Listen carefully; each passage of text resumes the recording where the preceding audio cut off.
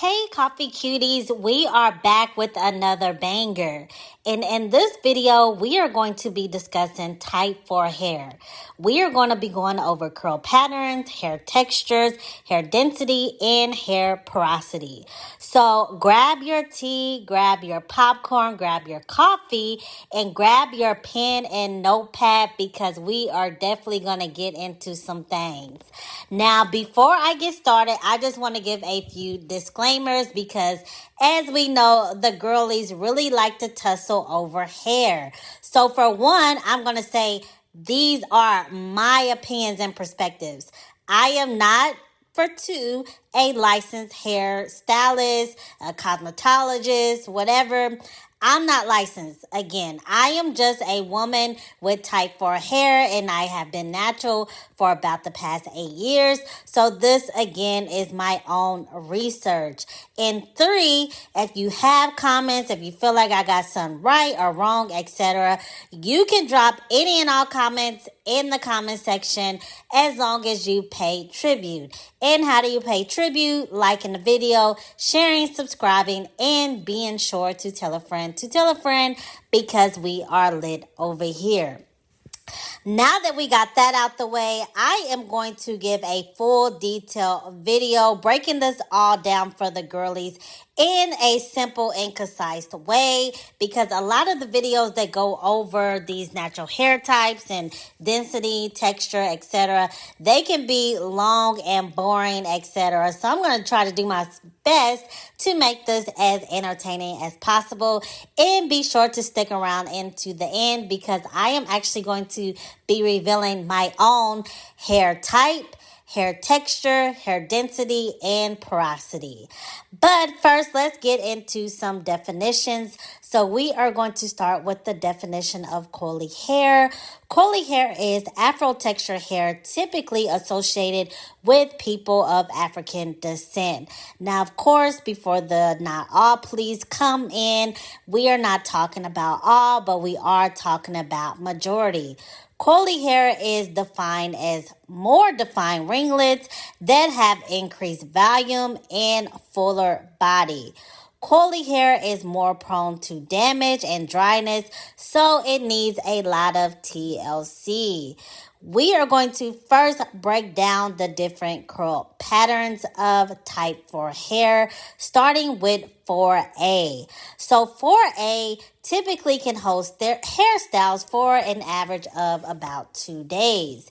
It has a S curl. When you pull the hair, it is visible to the eye. You will see that curl-like shape demonstrated in some videos and photos I have going throughout the screen.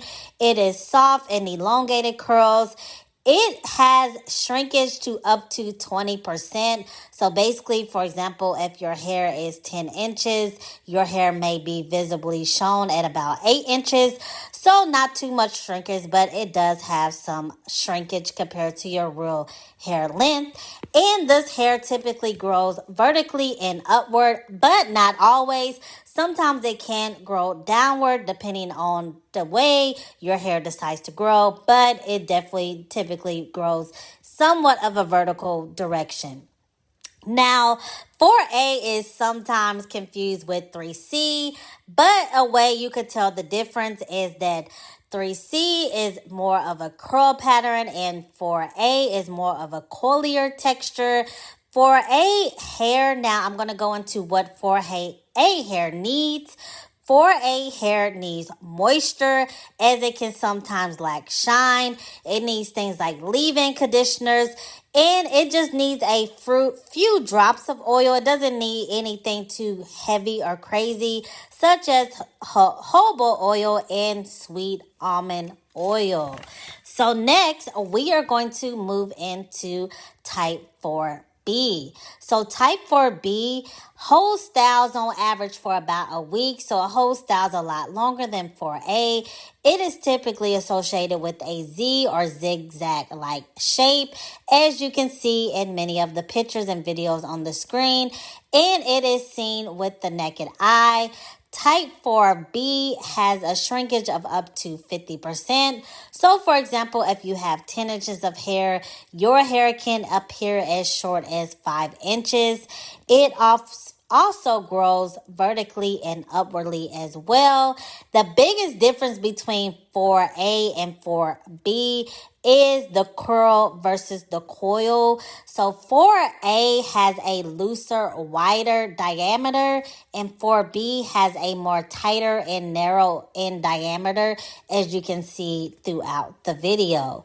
Now I'm going to get into what 4B hair type needs.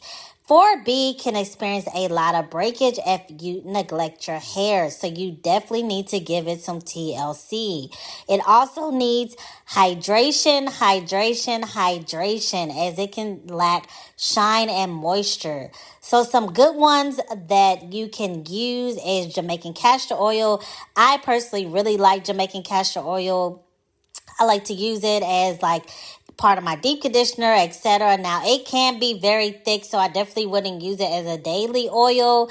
Next, coconut oil, which is good for protein. Now, coconut oil can be very drying, so you definitely have to be careful with that. Sesame seed oil is good for moisture, and avocado oil is also good for moisture and hair growth. And next, we're going to move into type 4C hair. Now, type 4C hair holds styles the longest because it literally defines gravity. So type 4C hair also has the zigzag-like patterns like type 4B, but it is not seen by the naked eye. It often appears like an afro to the naked eye. Shrinkage with type 4C hair can be up to 70%. So you can literally have 10 inches of hair, but it will appear to only be about up to 3 inches. So it can shrink a lot. It grows vertically. The biggest difference between type 4B and 4C hair, again, is that the zigzag patterns are not as visible with the 4C hair. Now, 4C hair is more prone to being fragile and breakage. So 4C hair, the reason for this is because the coils are so tight that sometimes they wind around each other. So you definitely have to give your hair a lot of TLC. So 4C hair needs moisture. It needs heavy oils and butters. And the heavy oils and butter causes it to have a lot of elasticity, which prevents breakage. Some good oils for 4C hair is rosemary oil, as it really promotes hair growth, and olive oil, as it really strengthens the hair and also prevents hair loss. Now I'm going to get into debunking some narratives that are out there that some natural hair girlies may not know about. So basically, you can have all 3 hair textures going throughout your hair. You can literally have 4C in the front, 4B on the sides, 4A in the back. You can have it all the hair textures, all the hair types where they're going throughout your hair. And that does not necessarily mean that your hair is damaged. So I am going to debunk that false narrative. Also, I want to add that some natural hairistas, they feel like their hair is not represented on the hair chart at all. Some natural hair girlies feel like we should add a 4D category or a 5A category to properly represent their hair type. So I just want to make sure that I include the girlies that feel like they are not properly represented in the video. Also, some women feel like the natural hair chart. They do not like the chart for various reasons. One being they feel like they don't like that the afro texture hair is at the bottom, and they feel like we should reverse the chart. Now, let me know what you think about the hair chart down in the comment section below. I feel like it's a good way to kind of give yourself an ideal of where you fall. Of course, nothing is going to be perfect, but it is better than not having no visual representation at all. But next, we're going to move into hair density. So, hair density is basically the visual representation of being able to see your scalp through your hair. So, hair density can be broken up into two categories, that is thick and thin. So, a thick hair, it is difficult to see your scalp when you are looking at your head or someone else's head. Thin hair, you can often see your scalp. So if you are just unsure where you fall, you can always do the hair tie test. So the hair tie test to see whether you have a thick or thin density is to wrap your hair around a hair tie. And if you can wrap it around 3 times, you have thin hair. And if you cannot wrap it around 3 times rather, then you have a thick hair density. But next, we're going to move into hair texture. And hair texture is defined as the size of your hair strands. So there are two main categories when it comes to hair texture. That is fine, which is typically softer to touch. You can barely feel the hair strands. It is more fragile, prone to breakage, and it needs light oils in order to prevent product buildup. And the second category is coarse, which is drier to touch, can feel hair strands, less fragile and prone to breakage, and needs more moisture and less protein. And it also needs things such as butters, creams, oils, and it can take a lot more product buildup, and it's not an issue compared to the fine hair texture.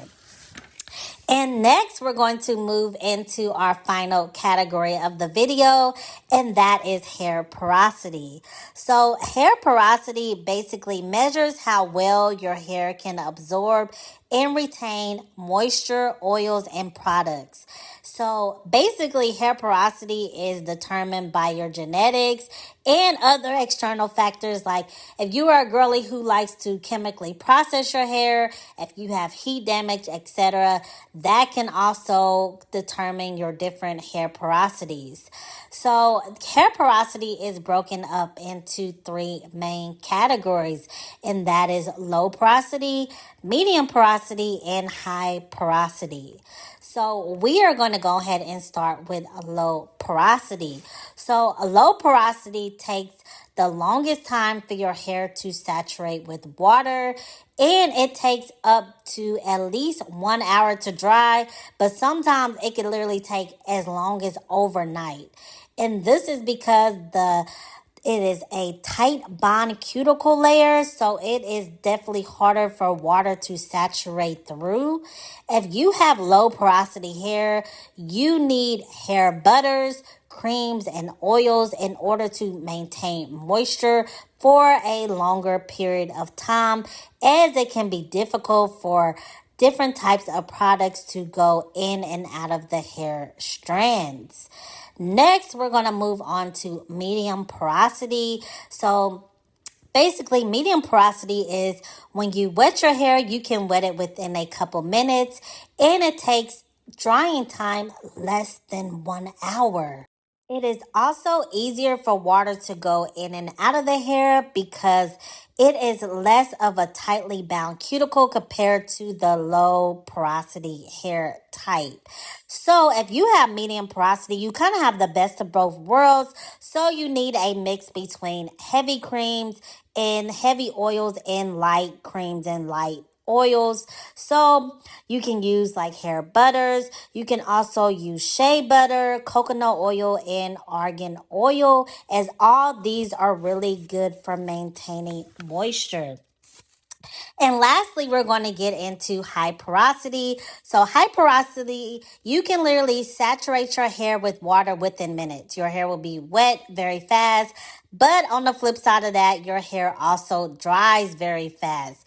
And this is because you have a widely spaced cuticle. So high porosity hair can feel very dry and hard to moisturize. So if you have high porosity hair, you really need light oils such as coconut oil, jojoba oil, as it really seals in moisture. And you also need variations of a deep conditioner. A really good one is aloe vera oil, as it is really good for maintaining and retaining moisture. So, if you are unsure where you fall within the porosities based off the description that I just gave, you can always do the water test. So, the water test is basically, so you're going to first, I have it on the screen as well, just in case you want to take some notes. You're going to wash your hair and let it air dry. You're not going to put a towel on it. You're not going to put any chemicals in it. You're not going to put no conditioner, no nothing. Just wash your hair clean and let it air dry.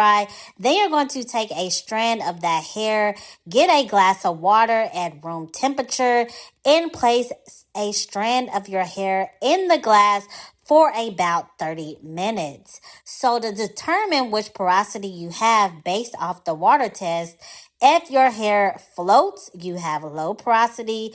If it kind of sinks but kind of settles in the middle, you have medium. And if it sinks immediately, like within 3 minutes, you have high porosity hair. So I want to know, what categories do you fall in each one? What is your hair type? What is your hair texture? What is the density of your hair? And also, what is the porosity of your hair? Also, tell your girl what products that you use within all types of categories, etc. But as promised, I'm going to reveal what my categories are. So, I have 4B hair, and I'm kind of in between the thick and thin hair texture. I can wrap it around 3 times, but my hair is definitely not, my scalp is definitely not visible. But I don't have just extra thick and full hair either. I'm kind of in the middle, so I would say I'm kind of a blend between the two. Like I said, I have coarse hair and I have low porosity hair. So if you are also a girly who has low porosity hair and you really need to maintain moisture, my personal favorite brands are TGIN and As I Am. I used to kind of be a Mielle girly, but the company allegedly sold, and the products are just different to me. But if you have some products that I did not mention, be sure to leave them down below, like I said, because I am always open to new ideas. But as you can see on the screen, that is actually my hair when I went to a hairstylist and she was just taking pictures of my hair, etc. So based off the picture that I have, now I do have some conditioner in it because we were detangling. Do you think that I got my hair type, curl pattern, coiliness, porosity?